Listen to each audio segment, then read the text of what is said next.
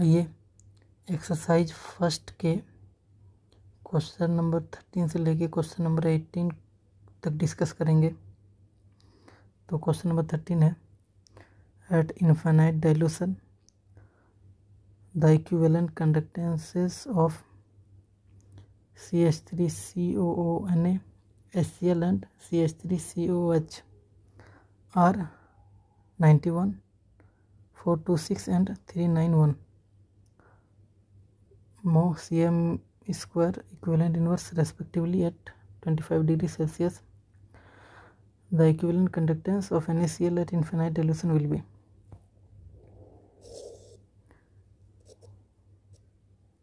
यानी इसका 91 है, इसका 426 है,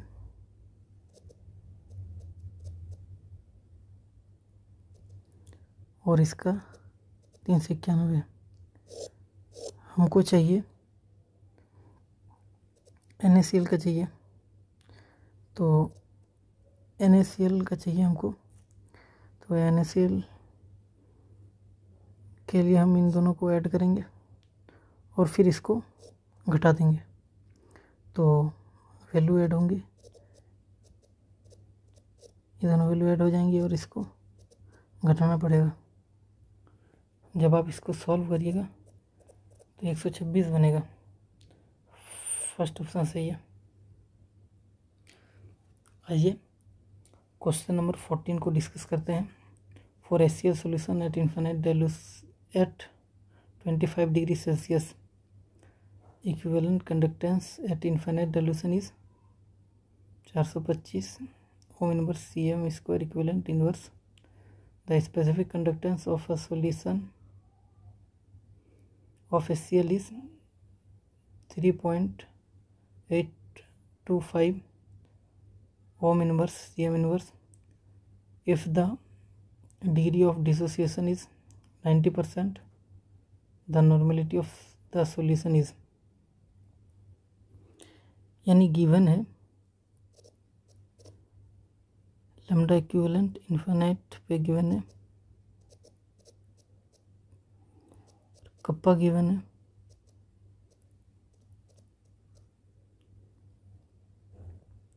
और अल्फ़ा गिवन है 90%, यानी 0.9 होगा। तो हमें लैम्डा इक्विवेलेंट पर्टिकुलर कंसंट्रेशन पे निकालना होगा।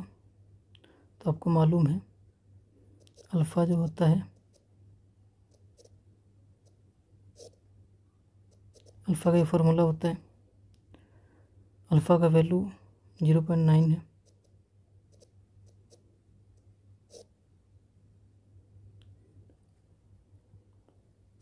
और इसका इक्विवेलेंट कंडक्टेंस इनफाइनाइट डाइल्यूशन पे है 425। लैम्डा इक्विवेलेंट पर्टिकुलर कंसंट्रेशन पे निकलेगा 0.9 इंटू, इसको आप सॉल्व करिएगा तो ये आएगा इतना। और आपको मालूम है formula kappa into 1000 by N, N को ही निकालना है, तो ये बनेगा kappa into 1000 by lambda equivalent. Kappa का वैल्यू है 3.825 इंटू 1000, और ये गिवन है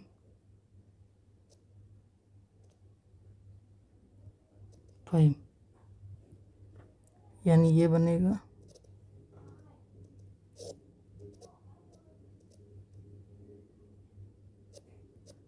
कि 10 टाइम्स में कट जाएगा, यानी क्वेश्चन 14 का थर्ड ऑप्शन बनेगा। आइए क्वेश्चन 15 को डिस्कस करते हैं। The molar conductivities NaOAc and HCl at infinite dilution in water at 25 degrees Celsius are 91 and 426.2 Simon cm square mole inverse respectively. To calculate HOAc, the additional value required is, यानी molar conductance इसका है 91 और HCl का है 426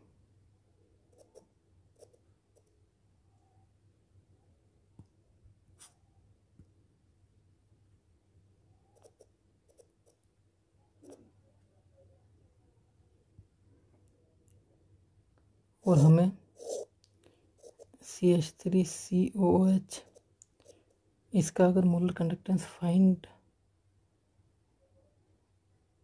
करना है तो additional value क्या होगा, तो हमको एडिशनल में ये NaCl को हटाना होगा। मतलब यहाँ पे Na प्लस और Cl नेगेटिव एक्स्ट्रा वैल्यू को घटाएंगे तो CH3COH बनेगा। इन दोनों को जोड़कर इस NaCl को हटाएंगे तो ये बन जाएगा। तो क्वेश्चन नंबर 15 का फर्स्ट ऑप्शन बनेगा। आइए क्वेश्चन नंबर 16 में आइए। क्वेश्चन है the molar conductance of AgNO3 AgCl and NaCl at infinite dilutions are 116.5 121.6 and 110.3 Simon cm square mole inverse respectively. The molar conductance of NaNO3 is, यानी Ag plus NO3 negative इसका है Ag plus Cl negative इसका है और Na plus Cl negative इसका है। हमें चाहिए NaNO3 का, तो उसके लिए हमें इन दोनों को घटाना होगा।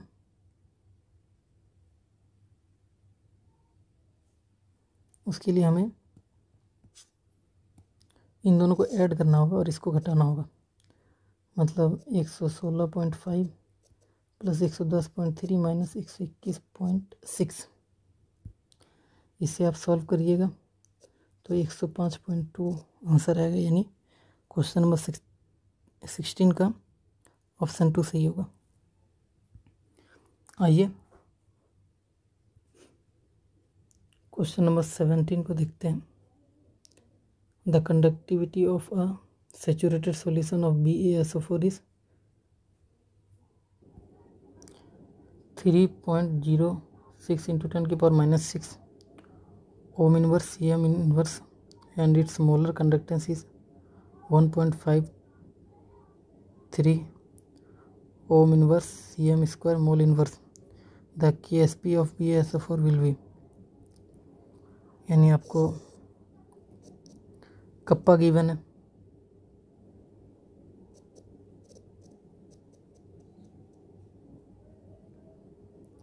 आपको मोलर कंडक्टेंस गिवन है,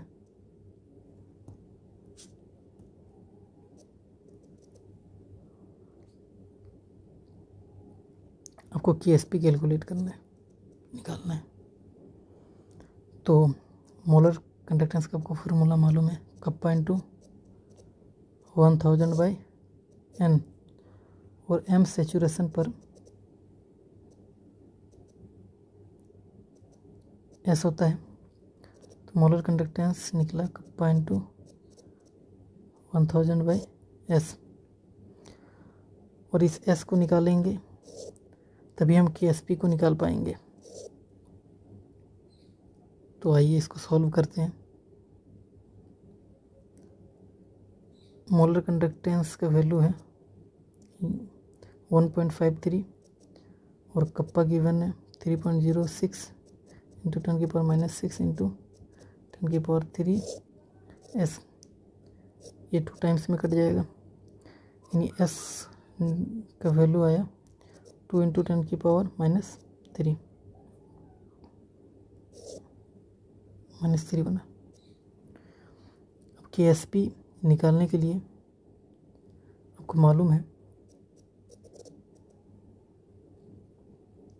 फॉर्मूला x की पावर x, y की पावर y और s की पावर x प्लस y करना होता है। चूँकि BaSO4 का निकालना है तो ये 1 यानी ये AB टाइप का है, तो x भी 1 हो गया और y भी 1 हो गया। तो KSP जो आएगा 1 की पावर 1, फिर 1 की पावर 1 और s की पावर 1 + 1। इसको सॉल्व करिएगा s की पावर 2 आएगा, यानी s का वैल्यू आपको गिवन है। सॉल्युबिलिटी 2 इंटू 10⁻³ इसका स्क्वायर करिए और इसको सॉल्व करने पर 4 इंटू 10⁻⁻6 आ रहा है KSP का वैल्यू। तो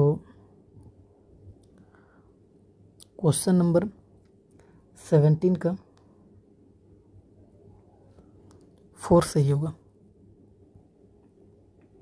आइए, कोल्लास लॉ स्टेट्स दैट, आपको हमेशा मालूम होना चाहिए कि कोल्लास लॉ है वो इनफाइनाइट डाइल्यूशन पे लगेगा। दूसरी बात, नेचर ऑफ आयंस पे कोई डिपेंडेंसी नहीं होता है और ये वीक इलेक्ट्रोलाइट और स्ट्रॉन्ग इलेक्ट्रोलाइट दोनों के लिए एप्लीकेबल होता है। तो सबसे पहले फाइनाइट डाइल्यूशन, इनफाइनाइट लिख दिया, इनफाइनाइट पे लगेगा कोल्लास लॉ, तो ये गया इन ऑप्शन 3 सही नहीं होगा। 4 पे आइए, infinite dilution each ion makes definite contribution to equivalent conductance of an electrolyte depending on the nature of other ion। तो नेचर ऑफ आयन पे डिपेंडिंग नहीं होगा, तो ये ऑप्शन भी गया। अब ये फर्स्ट ऑप्शन पे, infinite dilution each ion makes definite contribution to conductance of an electrolyte whatever be the nature of the ion of the electrolyte। दूसरा ऑप्शन है infinite dilution each ion makes definite contribution to equivalent conductance of an electrolyte whatever will be the nature of the other ion of the electrolyte, यानी यहाँ पे equivalent conductance mentioned है, तो ज़्यादा appropriate answer second सही होगा।